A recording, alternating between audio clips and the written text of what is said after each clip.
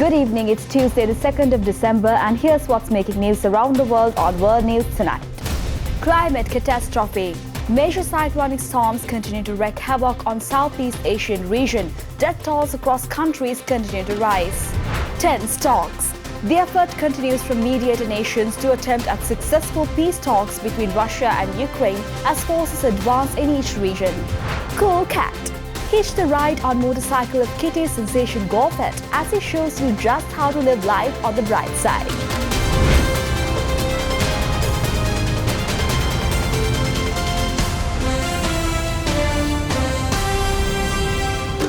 From Colombo, this is World News Tonight with Amarsha Fernando. Good evening and thank you once again for joining us on World News Tonight on the Derana News channel. Indonesia recorded hundreds of deaths from cyclone-induced floods and landslides, while neighbouring Malaysia and Thailand also suffered heavy losses, taking the total death toll to around 800. King Charles also issued a royal statement of condolences for those affected in the area. The death toll from floods and landslides in Indonesia alone passed 600 on Monday as rescuers battled to clear roads and rescue trapped residents. Indonesia, Malaysia, and Thailand were struck by a rare tropical storm that unleashed torrential rains and winds for a week. As the skies cleared, the scope of the disaster is now coming into focus. The number of dead approached 800 across Southeast Asia. In Indonesia's West Sumatra province, Muhammad Rais pointed to what he said used to be a house and a mosque, his parents' house, his brother's house, and his in-laws. He said there were 12 people here. 2 didn't survive.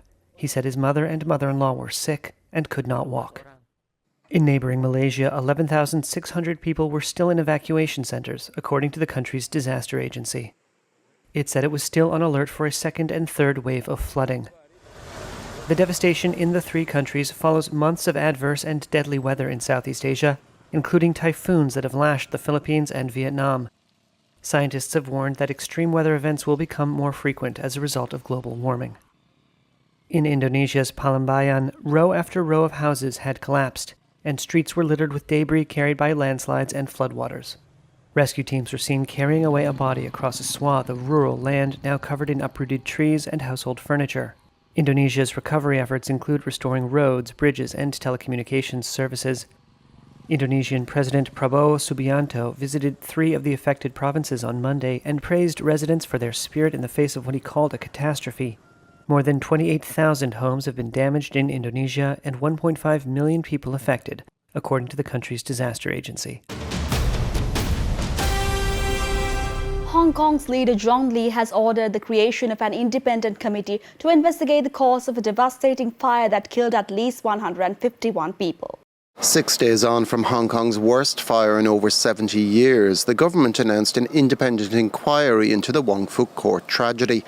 The fire, which has claimed more than 150 lives, has raised questions over lax enforcement of fire safety standards in the city, with unsafe materials used in renovations blamed for the spread of the fire. Chief Executive John Lee vowed the government would institute serious reform in Hong Kong's building sector and secure justice for the victims.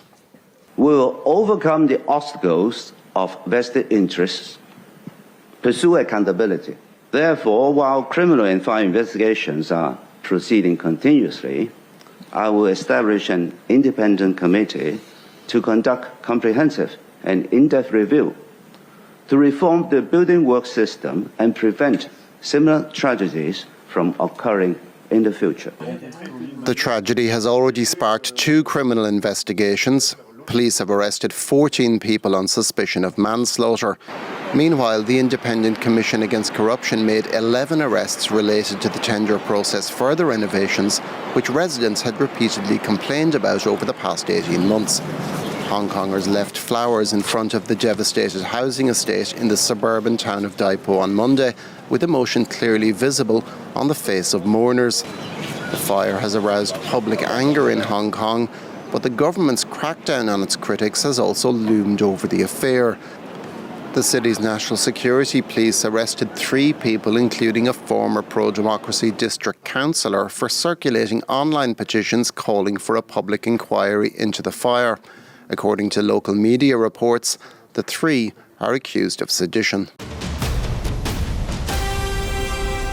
Labour MP and former Minister Tulip Siddique has been sentenced to 2 years in prison in Bangladesh after being put on trial in his absence alongside 16 other people over corruption allegations. A Bangladesh court sentenced British lawmaker and former Minister Tulip Siddique in absentia to 2 years in jail on Monday in a corruption case, prosecutors said. Former Bangladesh Prime Minister Sheikh Hasina, who is Siddique's aunt, was sentenced in absentia to 5 years in jail, and her sister Rihanna to 7 in the case, which involved the alleged illegal allocation of a plot of land. Hasina fled to neighbouring India in August 2024 at the height of an uprising against her government. She was sentenced to death last month over her government's violent crackdown on the protests. Siddique resigned in January as Britain's minister responsible for financial services and anti-corruption efforts, following scrutiny over her financial ties to Hasina. She told The Guardian newspaper on Monday the trial process was flawed and farcical, calling it a kangaroo court. Britain does not have an extradition treaty with Bangladesh. Prosecutors said the 3 powerful defendants, Siddique, Hasina and Rihanna, abused their authority to secure the plot of land in the capital Dhaka during Hasina's tenure as Prime Minister. A spokesperson for her Labour Party said Siddique did not get access to a fair legal process in the case and had not been informed of the details of the charges against her, so the party couldn't recognise the judgment. Alarming disease outbreak updates in the region now. As new data show, Pakistan could record over 14,000 new HIV cases in 2025, driven largely by unregulated medical practices such as unsafe transfusion, reused syringes and unlicensed clinics. In this village in Sindh, daily life of Shami Bibi, mother of 4, has turned upside down.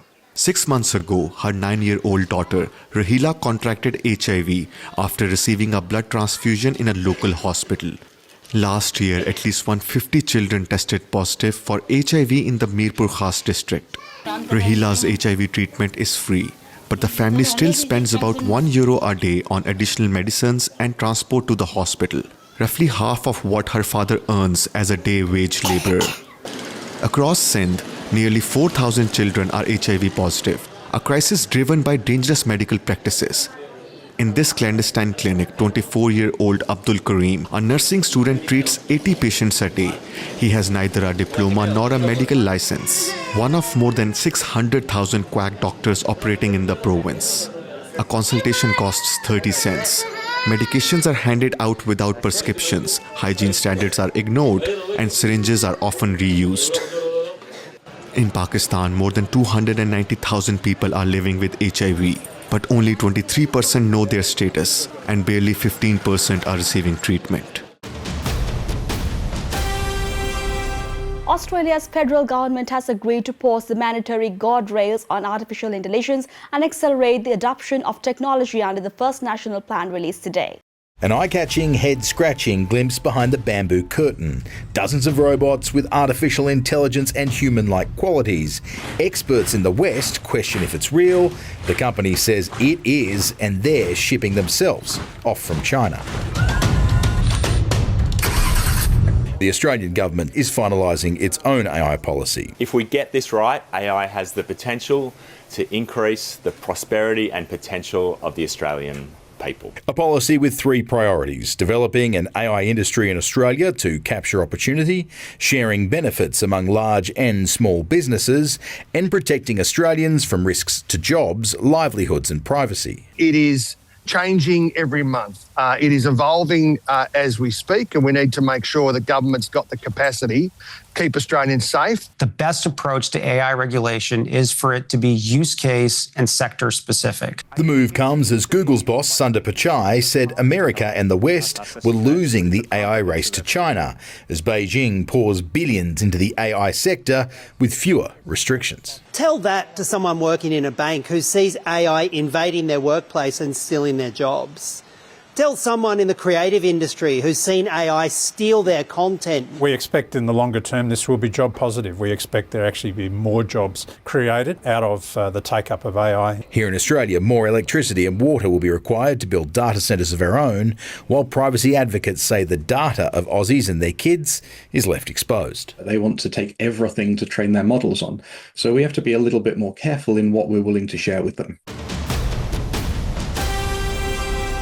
Let's go in for a short commercial break. More world news coming right after this.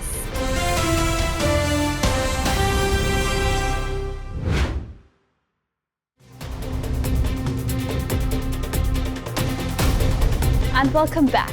Russian President Vladimir Putin is meeting U.S. Special Envoy Steve Witkoff in Moscow today after the White House said it was very optimistic about reaching a deal to end the Ukraine war.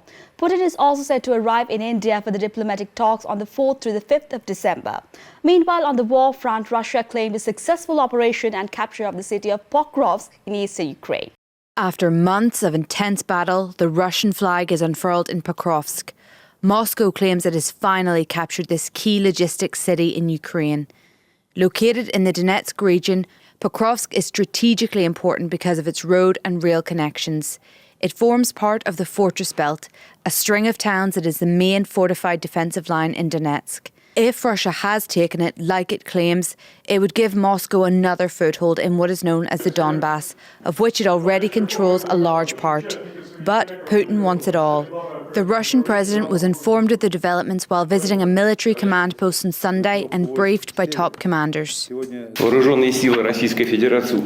comrades, the Russian armed forces are confidently maintaining the initiative and continuing to carry out the tasks of the special military operation. Russian troops are advancing on virtually all fronts. It can also be stated that the destruction of enemy formations surrounded on the left bank of the Oskol River is proceeding according to plan.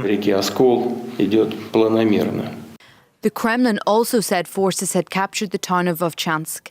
The announcement was made as Ukrainian President Zelensky held talks in Paris to shore up European support for his country. Ukrainian officials have not confirmed these towns are under Russian control. The country's President Zelensky, however, said on Monday that fighting was still ongoing in Pokrovsk. U.S. President Donald Trump is holding a meeting at the White House about the next step on Venezuela as the administration intensifies its pressure campaign on the country and the question mounts about whether the military is exceeding its lawful authority. The U.S. military has already stuck at least 19 suspected drug vessels since September. The Venezuelan president's dancing now. But Nicolas Maduro and his socialist autocratic regime is under increasing pressure from the United States, including a recent phone call from Donald Trump where the US president reportedly demanded the leader relinquish power. Maduro refused. There have been at least 21 US strikes on alleged Venezuelan drug boats in the Caribbean and the Pacific since September, killing more than 80 people. And there is a looming threat of more military action. But the Trump administration is also feeling the heat. The Pentagon accused of ordering a second strike on survivors who'd been stranded after the initial attack. But today, the White House press secretary claimed all was above board. The president has a right to take them out if they are threatening the United States of America and if they are bringing illegal narcotics. There are calls for the Pentagon chief, Pete Hegseth, to release the unedited video of the attack. This is such a serious matter that Secretary Hegseth himself should come before the Congress to testify under oath. Hegseth has responded to the criticism by posting this meme to his social media, an AI-generated image of the children's book character Franklin, and the caption, "For your Christmas wish list." In Niger, the military government announced that it will place uranium produced by SOMAR on the international market, escalating its standoff with French company Derana, which owns SOMAR until it was nationalized in June. The site holds an estimated 1,300 tons of uranium concentrate worth around 250 million euros. Uranium, a highly sought-after element mined from deep in the Earth's crust, is at the centre of a rift between Niger's military regime and the French nuclear firm Orano.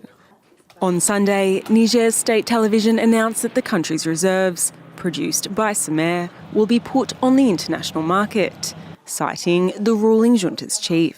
Niger claims its legitimate right to dispose of its natural riches to sell them to whoever wants to buy them under the rules of the market in complete independence. Sumer was a subsidiary of Orano, which is 90% owned by the French government, until the junta nationalised it in June. It has been in the military regime's line of sight since it came to power in a coup in 2023.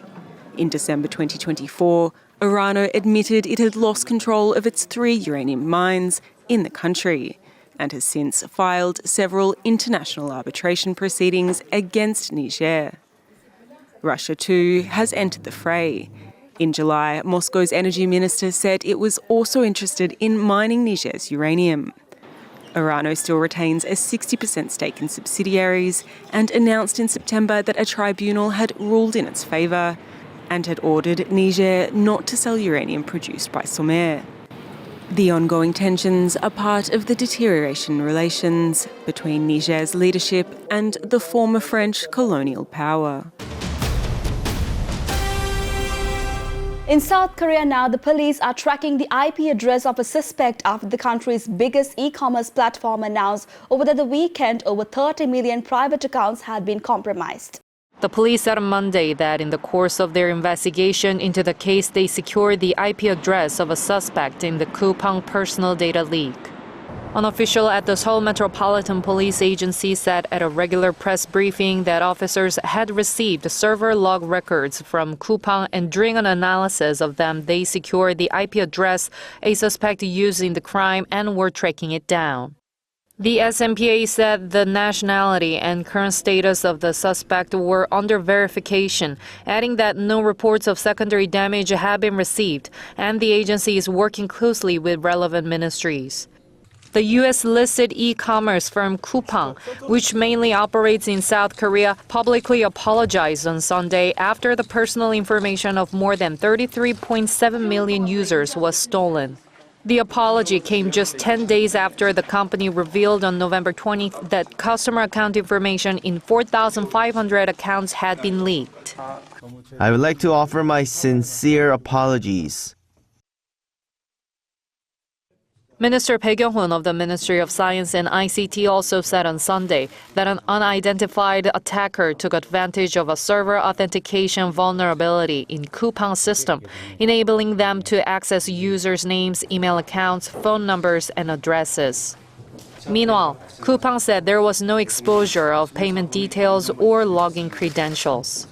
Local media outlets reported that a Chinese former employee at Kupang who left Korea and moved back to China was suspected of being behind the data breach. The company, however, declined to comment on the suspect's identification. Kupang said that the unauthorized access to personal information appears to have been made through overseas servers starting June 24th. Users of Kupang are voicing frustration and raising concerns about secondary harm, criticizing the company for taking 5 months to realize there had been multiple data breaches. Time for a short break now. We'll be right back with more world news.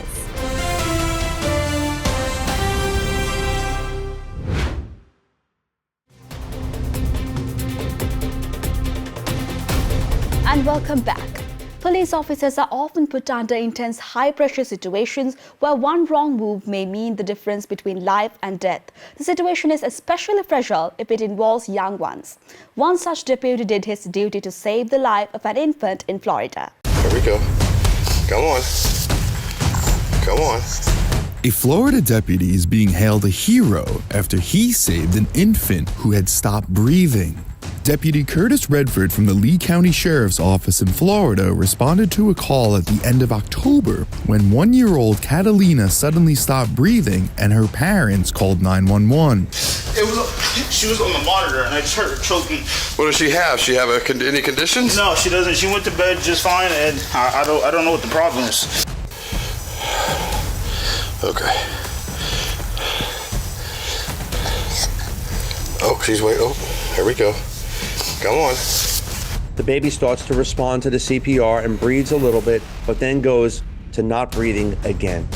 He evaluates, He begins CPR a second time. You can see the baby starts breathing again.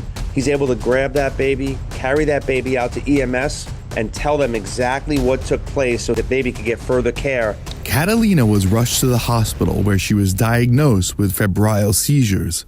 While she is now at home recovering, Sheriff Marcino says that Deputy Redford has been keeping close contact with the family. Deputy Redford goes back, makes contact with the parents. He follows up, and it makes it so much more significant.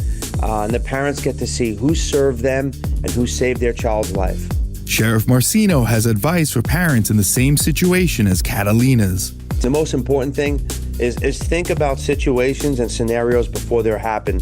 You know, make sure that you're proactively ready for whatever could happen. Know CPR. Train yourselves to be the first responder, because in your house, you are the first responder. So for parents and everybody watching, be ready for the unexpected and always work hard to get that happy ending. Please wait. Oh, here we go. Come on. Come on. Since the earliest time of human development, cats are an animal that has garnered the awe and affection of many. And this is not for no reason. From the Egyptian times to recent days, cats continue to surprise us in the best ways. Today we have for you a story about one such cool cat taking a ride around a Turkish town. It may look all cute and innocent, but don't let that fool you. This cat's got a need for speed. Gofret is his name, and you can catch him riding around his Turkish town, strapped to his human while they both ride a motorcycle. And because safety first, Gofret even has his own little helmet. His human says when he first started taking the cat out on his bike, the trips were short. But when he saw how well Gofret tolerated the sounds of the motor and the wind in his fur, well, the trips got longer. His owner says many people mistake him for a toy because really, what cat would enjoy riding a motorcycle so much? But when strangers approach and ask for a pet, the cat is happy to oblige and prove he's the real deal. Gofret and his owner traveled from their province to Istanbul for a little getaway. In a city already home to many cats, Gofret certainly stood out, attracting crowds and stares wherever he went. And with that, we come to the end of today's edition of World News Tonight. With the hopes of seeing you again, I'm Amasha Fernando, and we leave you tonight with the visuals of Brussels' Grand Place, dazzling with Christmas light show. Also, don't forget to send us your feedback through email at feedback.adncenglish@derana.lk or via WhatsApp at 076-805-7933. Thank you for watching World News Tonight on our Derana News channel. Have a good night.